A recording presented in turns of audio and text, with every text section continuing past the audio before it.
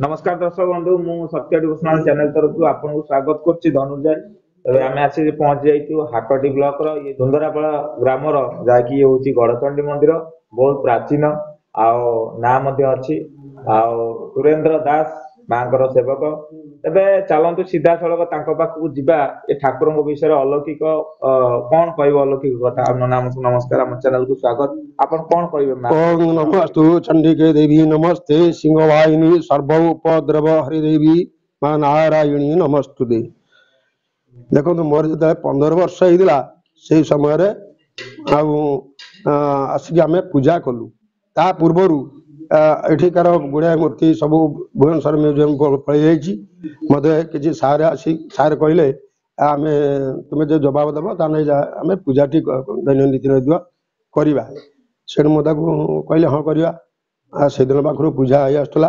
आमर प्राचीन किंवदंती गोटे रही देहुरी सेवकारी जी सी जा तार नैवेद्य करके आसी आमर ये पीठस्थली बर्तमान ये गोटे किलोमीटर उपर आमर थे ये माँ गौरचंडी सी देहुरी जो पूजा करके आसी तार जो खड़गटी से छाड़ी आसी कि बाट बढ़े आसला तार मन पड़ा से फेरी जा देखे तो माँ सुब्रसन कहले ए खड़ग जोड़ी पड़ो तू से जगह पूजा देकी जीवु आउ से दिन पाखु खड़ग ये माँ को शक्ति पाखे पड़ता साधु दूर दूरांतर सब भक्तवृंद साधु सन्थ आसी ये दर्शन करके जाती।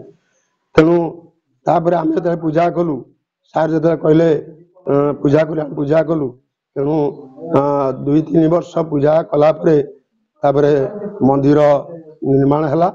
मंदिर निर्माण है माँ कहले जो माँ थिले गोटे किलोमीटर उपर से कहले आम पूजा स्थली की मत नहीं चल।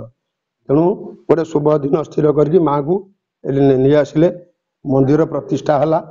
आउ से दिन पाखर आमर पूजा पूजी आपर आमर खिचिंगरू शिवलिंग स्थापना आनी स्थापना कराई तार ना अभयेश्वर दि जाइए।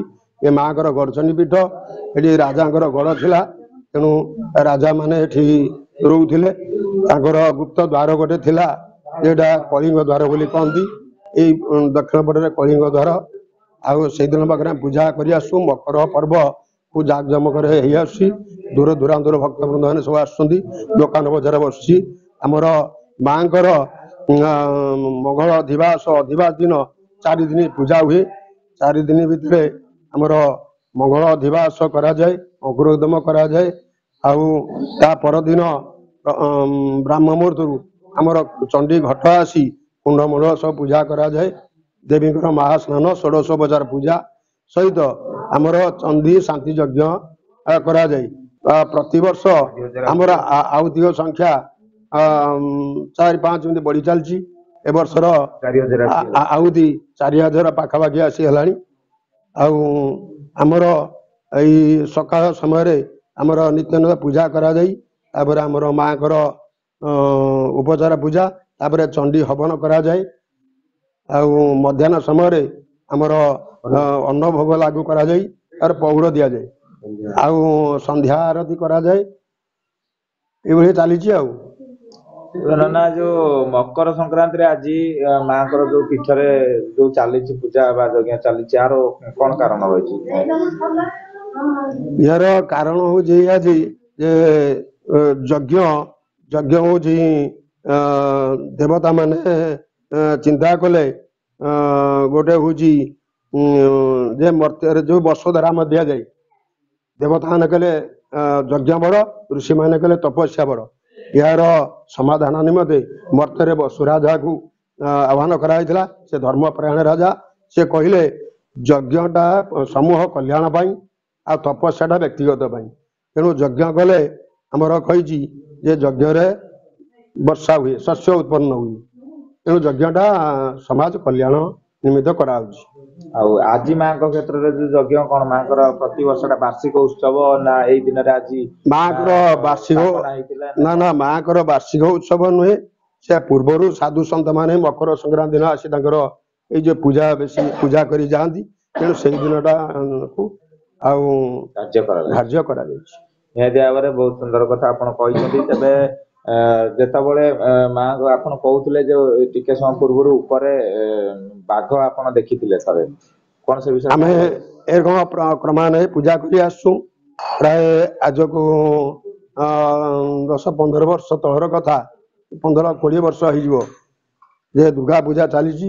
ଆମ ଏ କମିଟିର ଜଣେ ସେ ସନାତନ ପରିହାରୀ ବୋଲି ସେ ଥିଲେ, ସେ ନାହାନ୍ତି।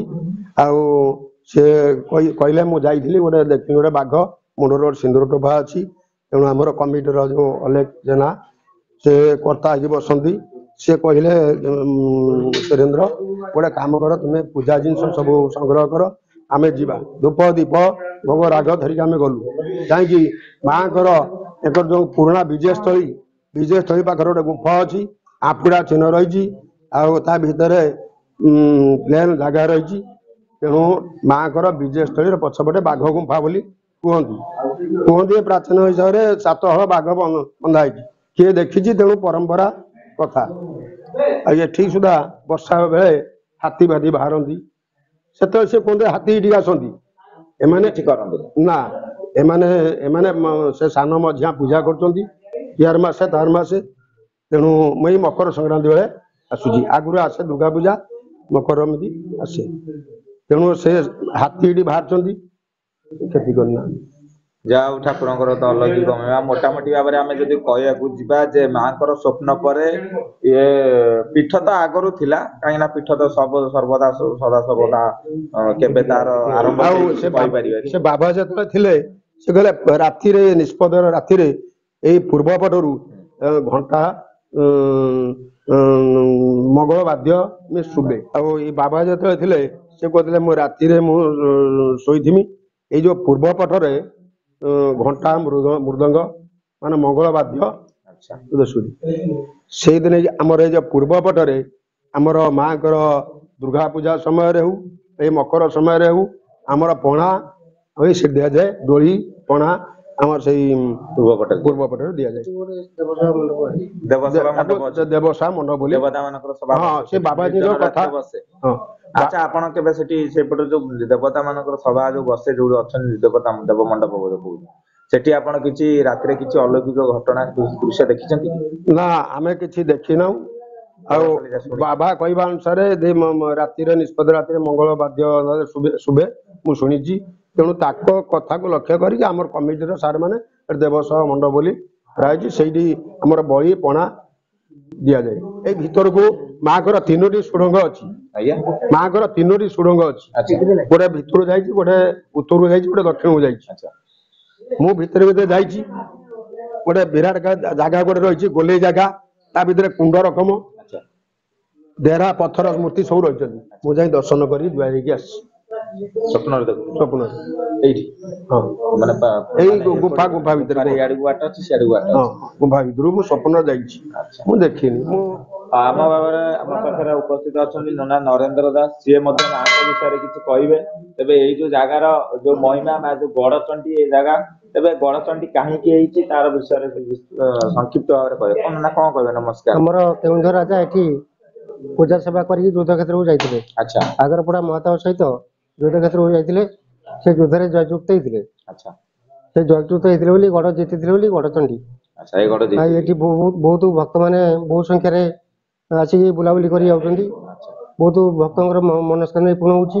ଏଠି ଗୁଆ ବସିଲେ ମାଙ୍କ ପାଖରେ ବହୁତ ମନସ୍କାମନା ପୂର୍ଣ୍ଣ ହେଇଛି। ବହୁତ ପ୍ରତ୍ୟକ୍ଷ ଯାହା କୁହନ୍ତି ମାଙ୍କ ଉପରେ ସମସ୍ତଙ୍କର ବିଶ୍ୱାସ। ଆଚ୍ଛା, ଏଇଠି କଣ ସତରେ ରଜାଙ୍କ ଗଡ଼ ଥିଲା? ଗଡ଼ ଥିଲା। କୋଉଠି ଥିଲା? ଆମର ସେ ତଳକୁ ଥିଲା, ଯୋଉ 1999 ମସିହାରେ ସେ ଯୋଉ ବାତ୍ୟାର ସେ ଯୋଉ ଖୁମ୍ବ ସବୁ ବାହାରିଲା, ଖୁମ୍ବ ସବୁ ଭଗ୍ନାବିଶେଷ ବାହାରିଲା ସବୁ, ଅଛି। କିନ୍ତୁ ଆଗରୁ ଜଣା ନଥିଲା। ସେ ଆଗରୁ ଜଣା ନଥିଲା, ସେ କେବେଠୁ ଥିଲା ରାଜାଙ୍କର, ଆମ କେନ୍ଦୁଝର ରାଜାଙ୍କର ଗଡ଼ ଥିଲା।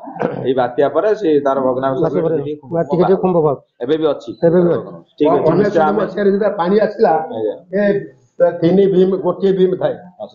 ପୁରା ଏଇ ଯୋଉ ଆମର ଯଜ୍ଞ ହଉଛି, ଏ ଜାଗାଟା 2-3 ମଣିଷ ଗଭୀର। ଏଭଳି ପଥର କାଟିକି ଆମର ସେ ଯୋଉ ସିଂହ ମୂର୍ତ୍ତି ଥିଲା ତାକୁ ଭସେଇ ନେଇଗଲା। ଏଇ ପଥର ପାଇଁ ମାଙ୍କ ମନ୍ଦିର ଠିଆ ହେଇଛି। ମାଙ୍କର ଯୋଉ ସେବା କରିଥାନ୍ତି ଯୋଉ ବାବା ଯିଏ ଥିଲେ, ସେ ତାଙ୍କର ଗୋଟେ ମୂର୍ତ୍ତି ହେଇଥିଲା ସମାଧି ସ୍ମରଣ କରିବା ପାଇଁ, ତାକୁ ବି ଭସେଇ ନେଇଗଲା। ଅନେଶ୍ୱତ ବାତ୍ୟା ଏଇ ମନ୍ଦିର ପାଇଁ, ମନ୍ଦିର ଯଦି ଥାଏ ଏଇ ପଥର ପାଇଁ, ଆଚ୍ଛା ମାନେ ମନ୍ଦିର ତଳଟା କିଛି ନଥିଲା, ଆଚ୍ଛା 20 ଫୁଟ ଗଭୀର ହେଇଥିଲା। ଏଇଟା 20 ଫୁଟ ଗଭୀର ଥିଲା।